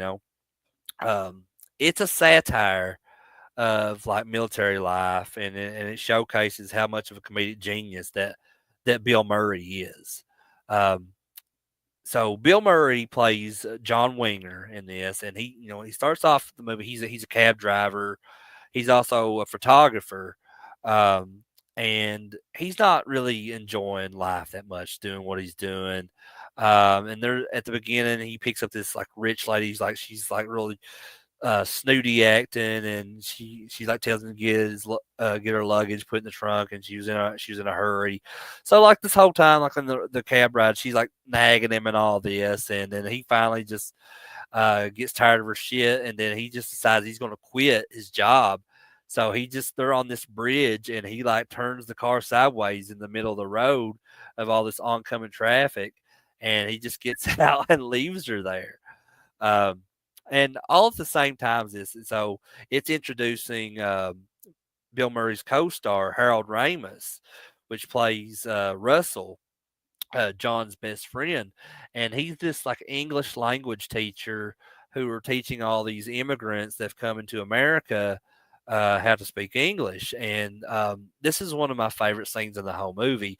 So he like asked the class, he says, "Can any of you speak any English?" And this like one guy like raises his hand, and he's like, "Okay, go ahead." And the guy says, "Son of bitch, shit." And it's that simple type of humor that really gets me. Um, um, and so getting back to John's character, he goes back to his apartment and he sees that his car is being taken away because of late payments, and so he's like rushing to try to stop them. And in the process, he has this pizza and he drops the pizza, and the pizza falls out of the box onto the ground.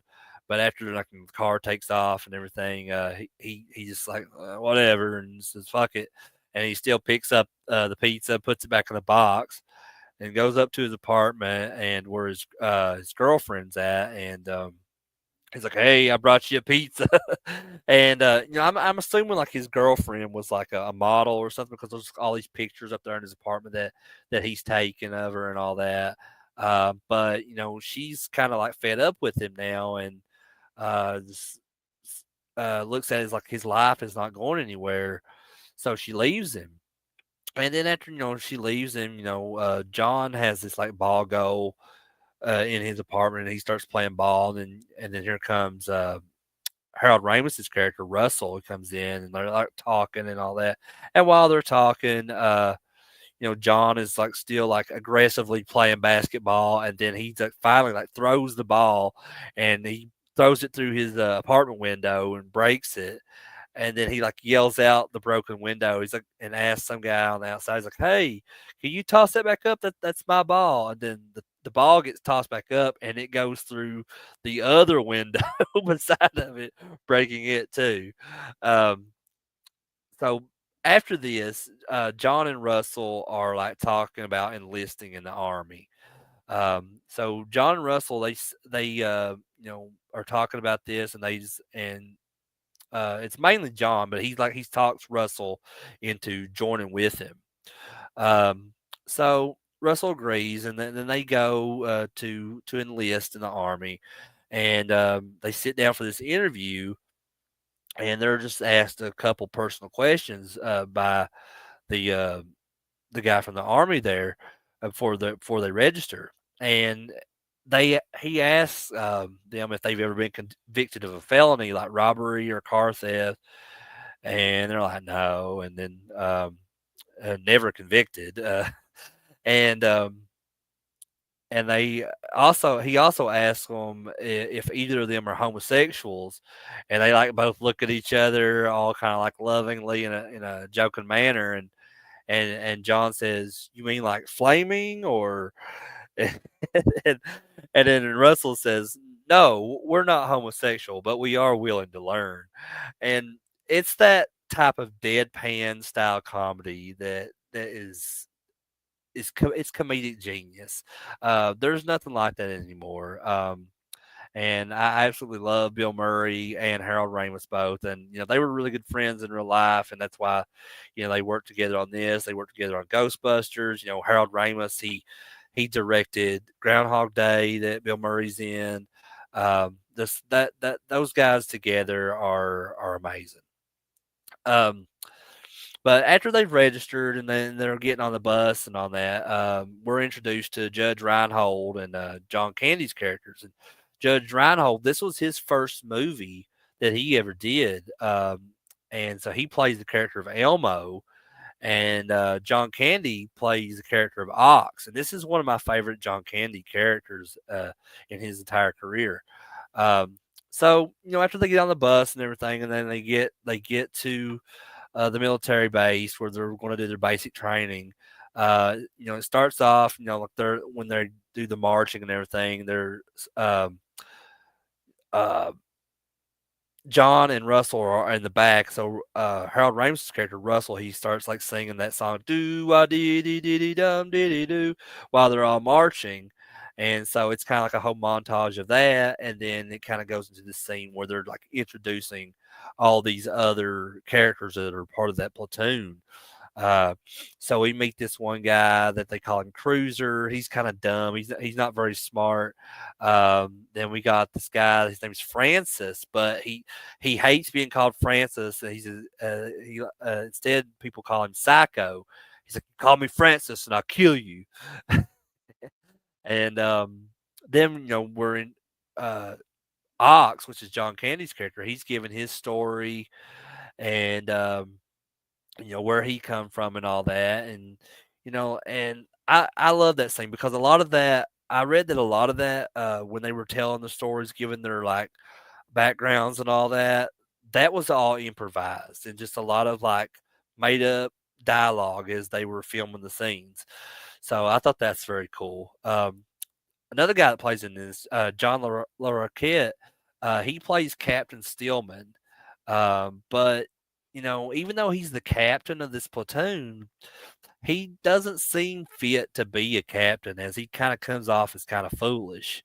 And I love this scene where like he's standing there and there's the other guy that's like his assistant or whatever, and he sees like this really like tight knit platoon running through doing like the obstacle course and basic training, and they're like really good, and he's like, are those my men? And the guy with him is like, no, those are your men. And so then it shows like Bill Murray and John Candy and that the whole their whole platoon coming in. They're like fumbling all over the place, and I mean they're very uncoordinated, and it's really funny to see. Um, and then there's another scene with the Captain Stillman where like he has this little telescope and he's like looking through his office window and he's looking towards the women's showers where they're all in their naked showering, and then he gets caught by like the general is like it's like Captain Stillman. He's like, "Ugh," and he like drops the telescope and all that. um, but during basic training, John Bill Murray's character, um, he keeps doing all this stuff to really piss off Sergeant Holka, who's his drill sergeant of the platoon. So he just keeps getting himself in trouble, and then so it shows this whole montage of him doing these things to get himself in trouble, and then it'll cut to like him doing push-ups in the rain. Um, but and John, he gets tired of this, and he's like, all right, this ain't for me. So he tries to go AWOL. And then Russell catches him in the middle of the night trying to leave, and he stops him, and they're out there wrestling, and then they're caught by Stella and Louise, which Stella is played by PJ Souls, and Louise is played by Sean Young. Uh, so the after they talk them into like like cut that out and they go back and everything. The next day, the whole platoon, they go to this local strip club called the Pom Poms, where Dave Thomas, who was in Strange Brew with Rick Moranis and several other movies and shows and stuff, he's the MC at this strip club. And this is to me one of the best scenes in the whole movie. Because it really, especially with John Candy's character Ox, and so and they have this wrestling ring that's full of mud at the strip club, um, and so like Ox like volunteers to wrestle these strippers, and when he gets in there, he starts off by wrestling just three of them, but then like they start struggling with him and just like one after the other starts, and it ends up he goes from 3 to 4 to 5 he's wrestling six of these strippers at once. And like it like cuts away and it shows the guy they call Psycho. He's like over at the bar and he just like beat the shit out of him, Ox. And ends up, like the cops end up raiding this club and so they're taking all of them back to base, but John and Russell are able to get away because here comes Stella and Louise again, and they save them from getting in trouble with the cops and everybody.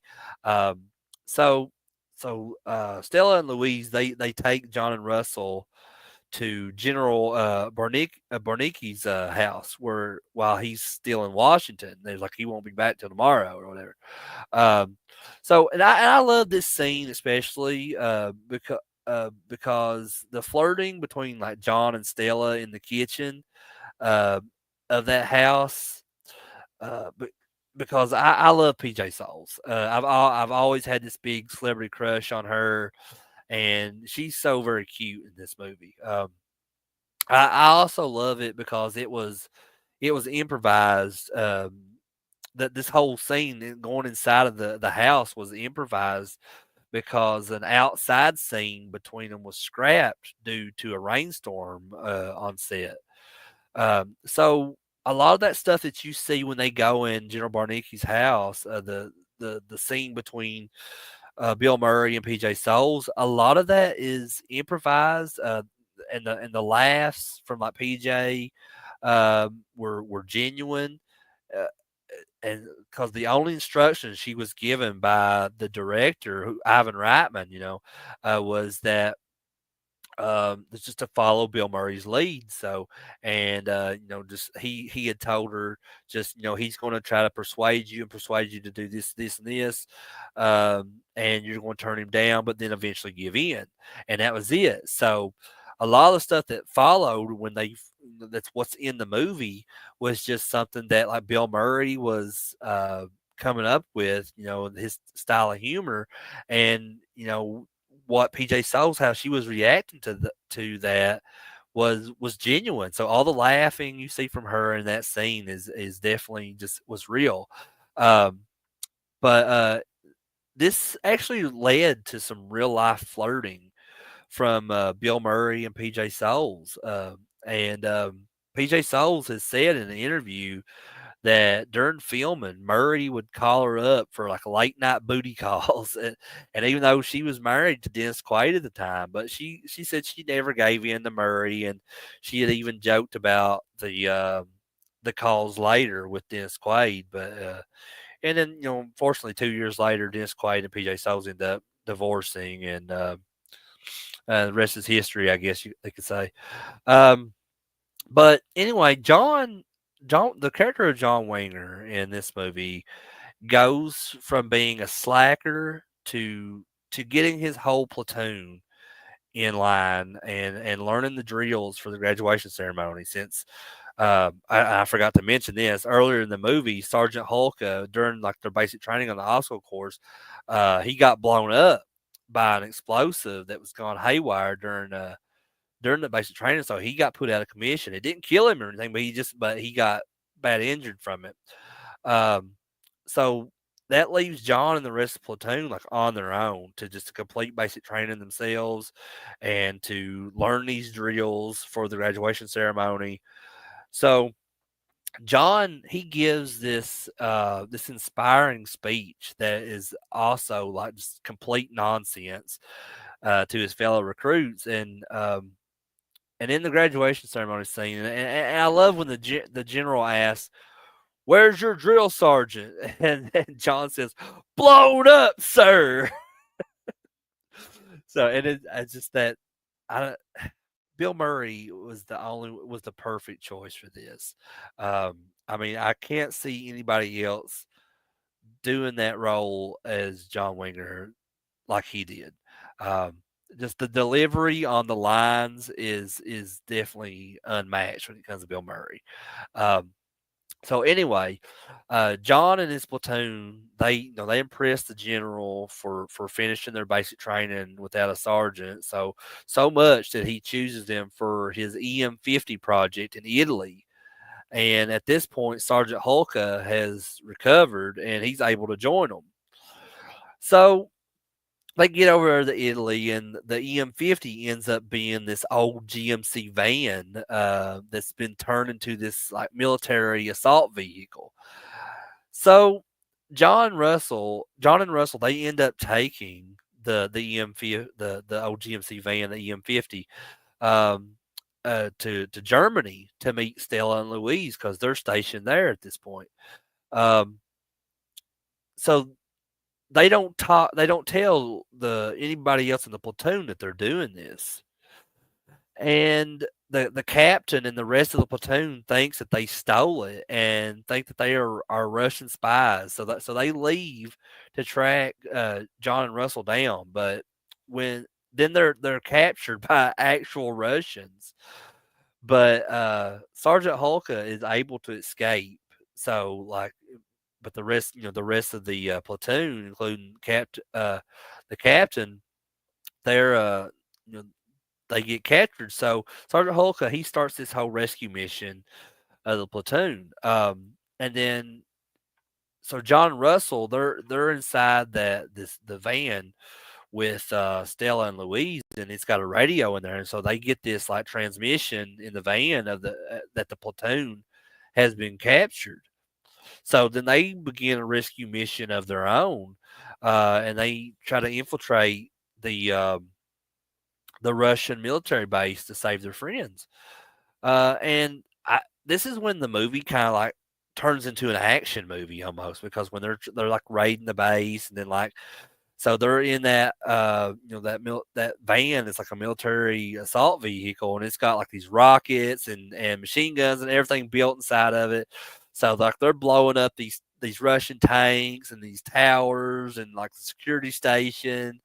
And like one of the Russians that is at the security station is Joe Flaherty. You might know as he was in Freaks and Geeks. He was Count Floyd. He was part of that whole crew with like Rick Moranis and them, and I can't think what they were called. That the whole crew that he was with, the whole comedy crew that back in the 70s and 80s. But yeah, he's in the movie as one of the like the Russian security guys. Um, but anyway, in the end, after they've won and they're all brought back to the U.S. Where they're celebrated as heroes. The movie ends in the style of where they show what the future holds for these characters, kind of like when I talked about that in Mallrats at the end of Mallrats, how they show like what happened to all the characters in Mall, and it's in the same style of like at the ending of Fast Times at Ridgemont High. And I love when movies do this. But in Stripes, all of their fates are shown in either like magazine or newspaper form. So, want to talk about a few of those. So, like Sergeant Hulka, like it shows his picture in this newspaper, and it shows that Army hero retires, and he's announced that he's opening this Hulka Burger franchise. Then PJ Soul's character Stella is then shown on the cover of Penthouse magazine. Then Louise is shown on on the cover of a magazine, but it's Road Life magazine, and it's got like an image of her down at the bottom, and it also shows the GMC assault vehicle that's in the movie. Um, Now Russell's fate, like the magazine cover that he ends up on, and I think this is the funniest one out of them all, to me at least. So Russell is shown on the cover of Guts, the magazine for real men. And the tagline on it says Ziski, which Ziski is Russell's last name in the movie. Uh, it says Ziski rates the Russians. They're pussies. And that's another one of my favorite parts of the whole movie is that magazine cover that says that. But then Ox, John Candy's character Ox, is shown. He's on the cover of Tiger Beat magazine. It's like Win a Dream Date with Ox or whatever. And then finally, John is shown on the cover of News World with the tagline "The New Army: Can America Survive?" Um, and that's the end of Stripes. And there's a few little fun facts about Stripes. I'm from Kentucky, and I learned that the basic training scenes were filmed at Fort Knox, Kentucky, which is the home of the U.S. Army Armor Center. So I thought that was really cool that the basic training was actually filmed. I would love to go there one day just to and just see that in person to know like, hey, Stripes was filmed here. That'd be awesome to me. Um, there's also the scene in the movie after they get to the military base after they get off the bus where they get their heads shaved. And that was filmed with real army barbers, and the actors were not told until the scene was shot. So when they get their haircut, that their reactions are genuine. And John Candy was actually said to be depressed afterwards because he didn't want his head shaved like that. So that was very interesting to learn. But Bill Murray's like improvisational style and like his deadpan delivery in this movie are at their peak. He just brings this whole chaotic energy to the role of John Winger, making him this like lovable and relatable anti-hero, I guess you could say. Um, Stripes, it really doesn't shy away from poking fun at the military either. I mean, its humor is often kind of absurd and over the top, but again, that's what I think makes it great and why it's my favorite Bill Murray movie. Um, and over the years, Stripes has like gained this cult following, and it's now considered one of the best military comedies of all time by a wide range of people. Um, it's a must watch for fans of Bill Murray. If it's one of my highest Bill Murray recommendations, and just 1980s comedies in general. I mean, it's one of the most must watch 1980s comedies, um, and just for anyone who just enjoys a good laugh, I think it would be a really good movie for you guys to watch.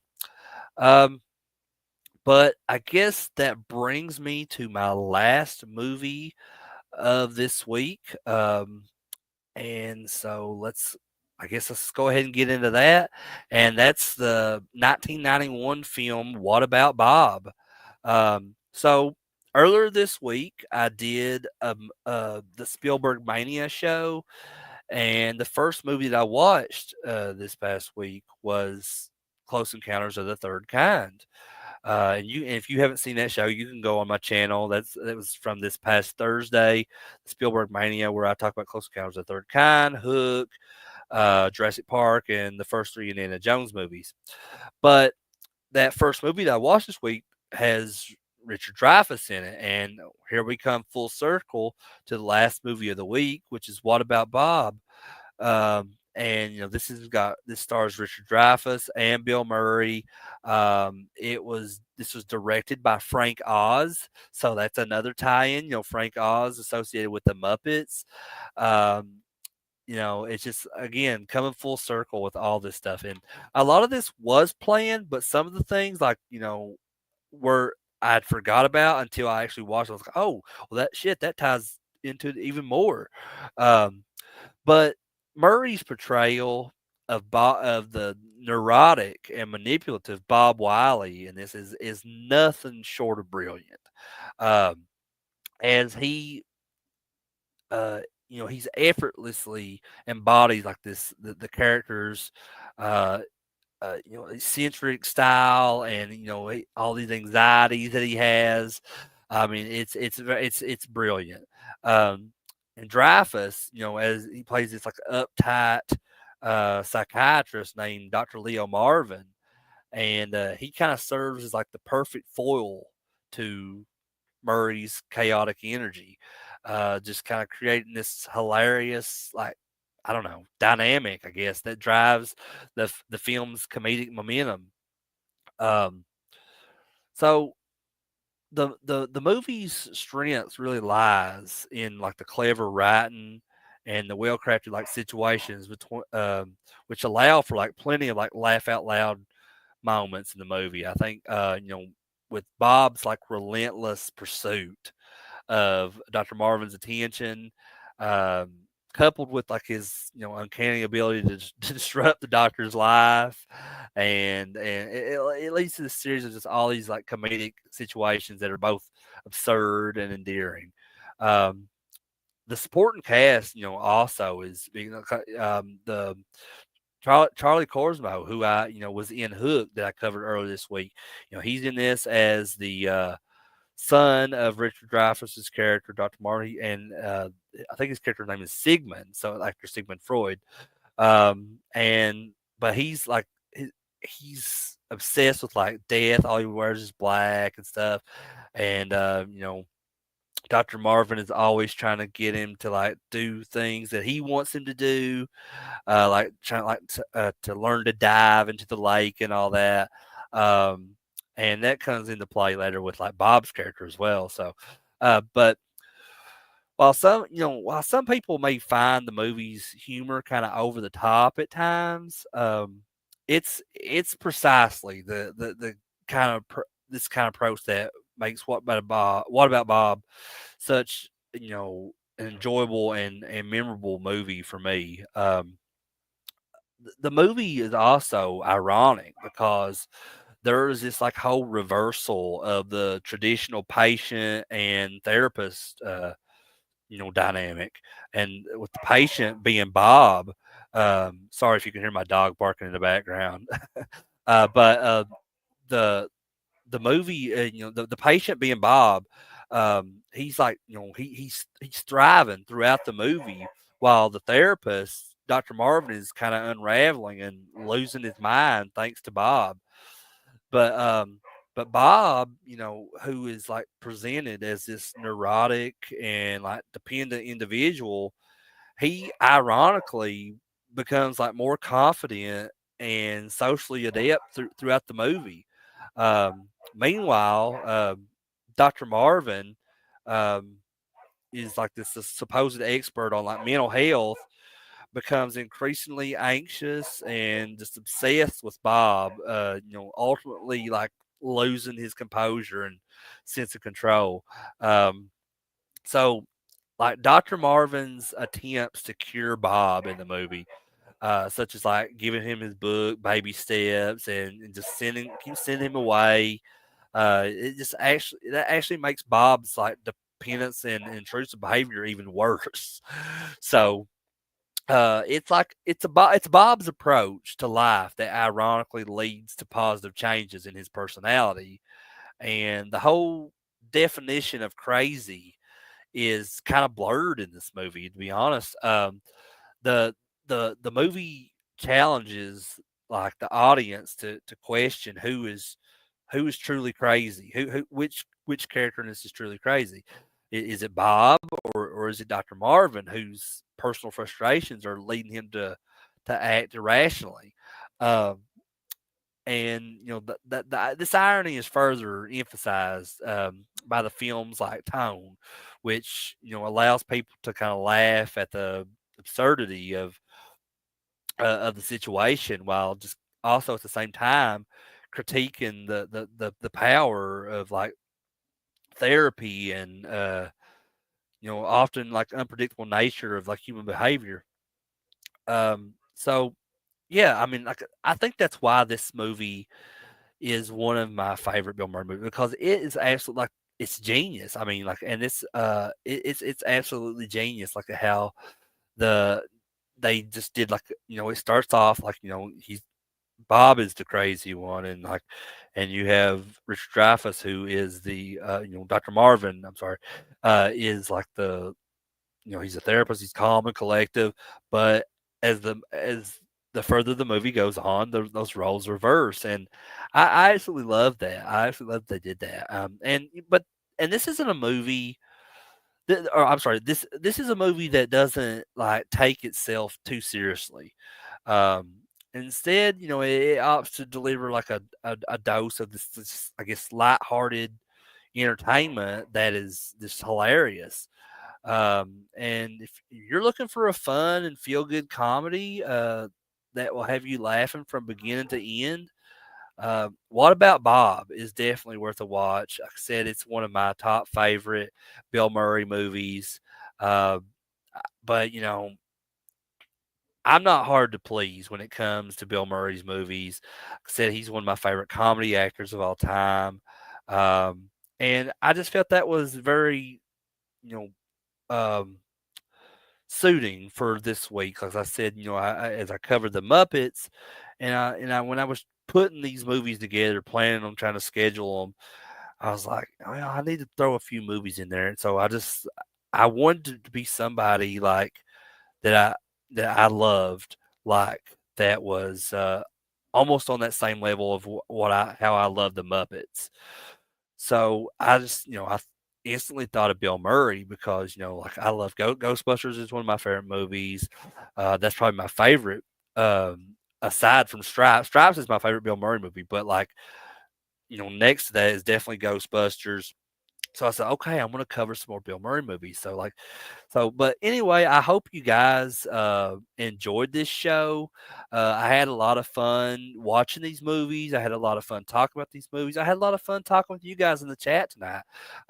Anybody that's watching this on replay, I would love to talk with you guys as well about these movies. Just drop me a comment down below if you're watching this on replay, and tell me what you like about any of these movies. So which one of these are your favorite? What's your favorite Muppets movie? Who's your favorite Muppets character? What's your favorite Bill Murray movie? Um, just anything you guys want to talk about. But I really appreciate you guys once again for just staying with me. Here on this, it's late Sunday night, and like I said before, I look forward to this every week. Uh, this is one of the funnest things that I've done in a while. I've wanted to do this stuff for so long, but now finally, just being able to put all this stuff together, it's really a hell of an experience, and I'm glad to have you guys along for the ride. But that's it for me tonight, guys. If you don't care, give this video a like. If you're watching for the first time and you've not subscribed to the channel already, please subscribe to the channel. That would help me out a lot. And click that bell for all those notifications for new videos that will be coming out. I got some really fun stuff coming up here in the next few weeks. Next Sunday actually is the Super Bowl. So I'm going to be having a different start time for next Sunday's show. So it will probably be earlier in the day on next Sunday for the Super Bowl spectacular or Super Bowl special or whatever I'm going to be calling it next week, because I'm going to be actually watching some football related movies this week. Some of my favorite, even though I'm not really a football fan, we do watch the Super Bowl every year. It's kind of tradition here at the house. It's the only football game we watch every year, but we really like all the Super Bowl commercials, and we always put together a good dinner for it, and it's just really fun. But like other than that, I like football movies. Like I said, I'm not a football fan, but I enjoy watching football movies, and I have since I was a kid. And I'll go ahead and tell you one of the movies that I'll be watching this week for next Sunday's show is Little Giants with Rick Moranis and Ed O'Neill. Loved that movie as a kid. Can't wait to watch it again this week so I can talk about it next Sunday. So if you guys are free, I'll be scheduling that up on the channel here in the next couple of days. So that way you guys will know a time if you want to check that out next Sunday. And I'd love to have you guys here.